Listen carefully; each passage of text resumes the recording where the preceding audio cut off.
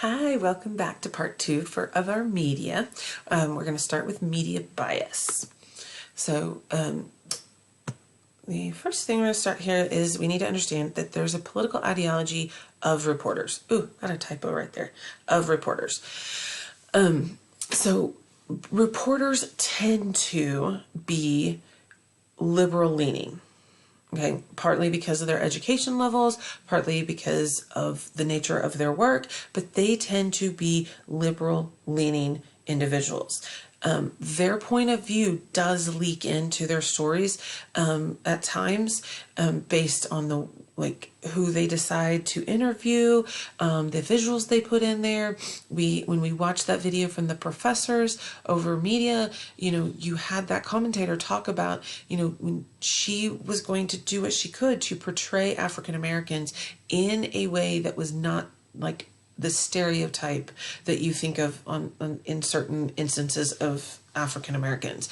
And that is true. But a good journalist knows that they're under ethical guidelines. Then there's rules and regulations from their employer that they have to meet. And so many of them do strive to ensure that political bias or their political ideology is not appearing in their reporting.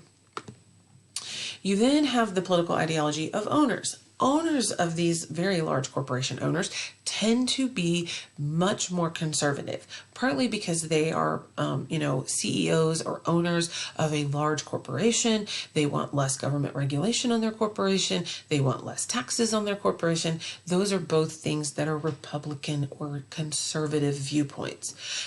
So oftentimes you'll have the owners wanting to convey a certain viewpoint, but they're reporters are not going to be meeting that viewpoint. So the owners are going to do some influence. You see this as a bigger issue in cable news networks or on, social media sides of things, because to get those channels, you are having to pay. You're a subscriber, and so they can, charge you for, because you're being charged to, get these channels. Then, they're like, we get to, be a little more influential and try to direct the type of stories that you see. But in reality, the bias really comes down to the fact that there's, the profit is the bias. It's what's going to drive clicks and ads and, the views of their product, because that's what's going to ensure, profit and money. And they're large corporations, and that is what they're after, especially the owners. So sometimes they will create their channel to kind of lean one political ideology or the other because they're trying to generate revenue. So when we talk about media bias, yes, there is some, but it's more driven by the fact that they want profit versus really truly trying to push one ideology over the other. Another area we have to be concerned with because of this drive for, profit is narrowcasting. And this is where you're targeting a certain audience. This is going to be a Fox News. This is going to be an MSNBC. They're targeting a audience who is liberal or conservative, and that is all of their content is going to be targeting to them, which means that people can end up into an echo chamber, as they say, or a silo is more what it is. And they just keep hearing what they already believe reaffirmed, and no other outside or other points of view are being brought in. Some key concepts that we need to know when we talk media. One is a trial balloon. This is something that government, especially the executive branch, will do. And it's basically they will kind of drop a little nugget about a potential story and see how it's received.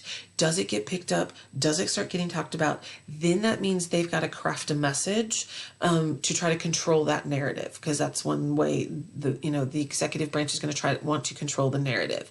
But if it's largely ignored by the public, public, then they know that's not going to be a big issue, and it gets the information, full information gets released, and they're not as worried about it. But a trial balloon helps the part of government figure out how big of an issue, how much is the public going to care about this issue or policy change.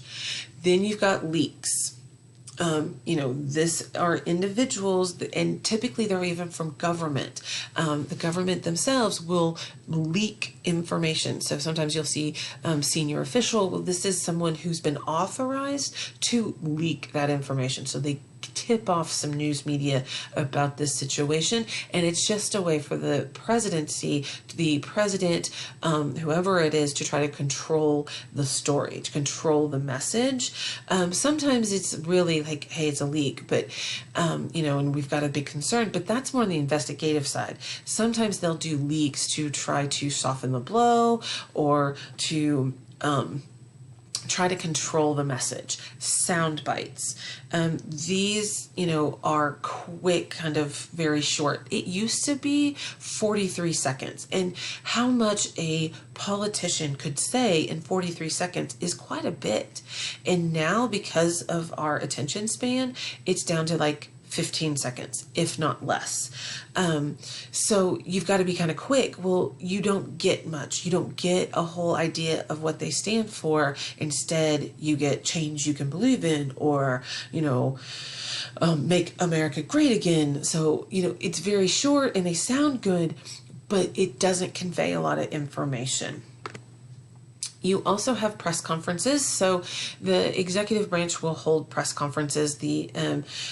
Depending on who's in office, typically up through 2016, through Obama's term, they were holding at least weekly press conferences, if not daily press conferences, to give an update on various activities of the executive branch and, policy, administration or policy, movement type of deal. Under Trump's administration, those became not as frequent. Sometimes we would go several weeks without a press conference for various reasons. It's well known that Trump was not a fan of the press, but it's a way for the presidency, the president or the executive branch, to try to control or direct the focus of the media by holding these press conferences. You then have that narrowcasting, which I talked about, where you're going to target a certain audience, which leads to echo chambers. And so they just hear the same thing over and over again, and there's no outside opinion, no alternative perspective.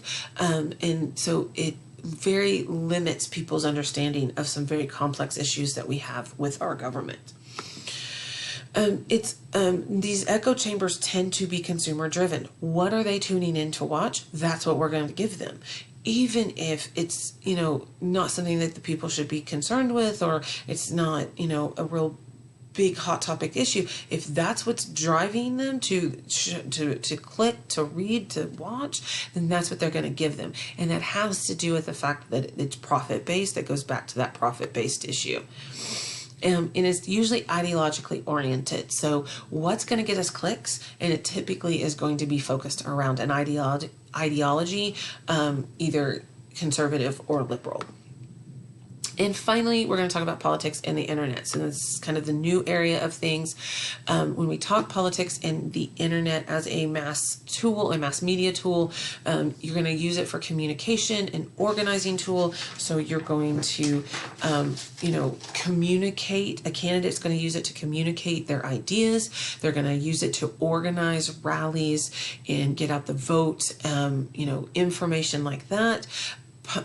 Actual elected officials are going to use it to communicate what they have been doing. So congressmen and senators will use the internet, email capabilities, those sorts of things, to convey what they've been working on to their constituents.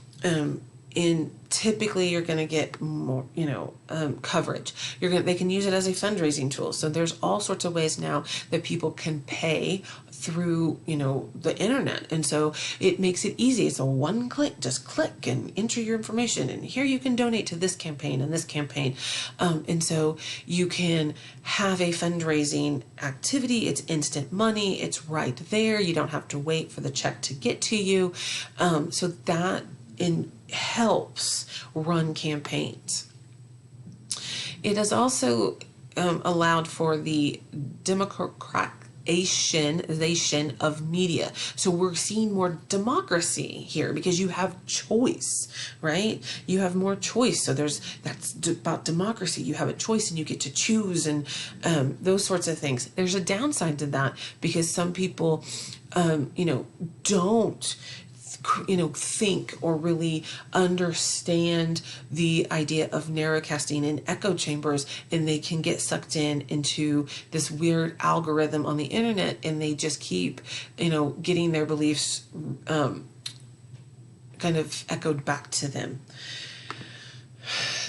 You get more choice with that. There it is. I wondered where that was. And then you have social media. Okay. Social media, Facebook, Twitter, Instagram, Snapchat. Now you got TikTok, and every news organization is on there. You have people who are just, let me report the news to you, regardless of where they heard it. They may cite their sources, they may not, but it's allowing more people to have choice. But that also potentially can lead to fake news, in which people not understanding what they have read or what they have researched, not understanding how to read data because it's not, what they do for a living, they're not a statistician, then they can start promoting things that are fake news, misinformation. Then there's the straight up disinformation, troll farms out of Russia. There was some places out of Ukraine in the 2016, it was,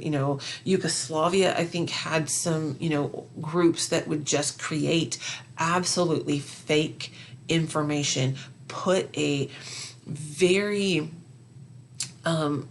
inciting,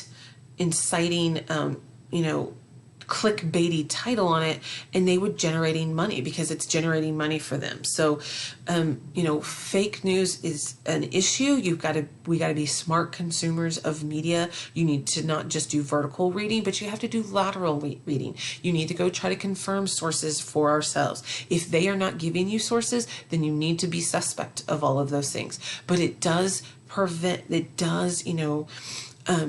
allow people to express their views. The internet does, but you have to be careful with what you're consuming. Okay, this is the last slide. I'm going to post this, the Dean Scream. I'm going to talk about that real quick. So I will actually post this actual video in the, with all the other videos for you to watch. But this is Howard Dean back in 2004. He was the front runner in 2004 going into the Iowa caucus, start of the primary season for the 2004 presidential election. He was a Democratic candidate. He was seen as the front runner. He did not do as well in Iowa as expected. And he, greeted his supporters. He was in this very large kind of warehouse. And of course he was mic'd up. And he, was talking to, he was giving a speech to his supporters, and it was loud in there. And, he's having to yell so that because he's having to go make sure the people in the crowd can hear him because it's so loud, and they're, super excited to see him on stage, just kind of, and, he talks about that, he didn't do very well, but we're going to go to New Hampshire, and we're going to go to South Carolina, we're going to go to Nevada. And he starts listing all of these states, and then he ends with, and then we're going to end up in the White House. And then he screams. The issue is, in that warehouse, it didn't sound weird because it was super loud. But on TV, it sounded really weird because you didn't have all the background noise of the people. And so the media then played that scream on a loop. Like late night comedians looped it. His campaign was done. Like, this ruined his campaign. Okay. I don't know if that would run anybody's campaign now, but in 2004, his campaign took a hit and took a hit hard, and he was done. There was no chance to recover because he seemed like manic, seemed unstable, not suitable for the job. And it really was just the situation he was in, because the background noise that he had to contend with in the area was not available. So on TV for the viewer at home. So I will link that. I've got a couple of other videos I'm going to link that deal with the video media. This one is about Conspiracy Rocks.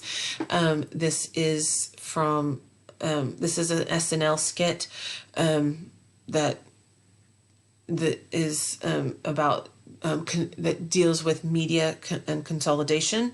That's kind of interesting. And then this is another one that's about media consolidation that I will also link in our video page in Canvas.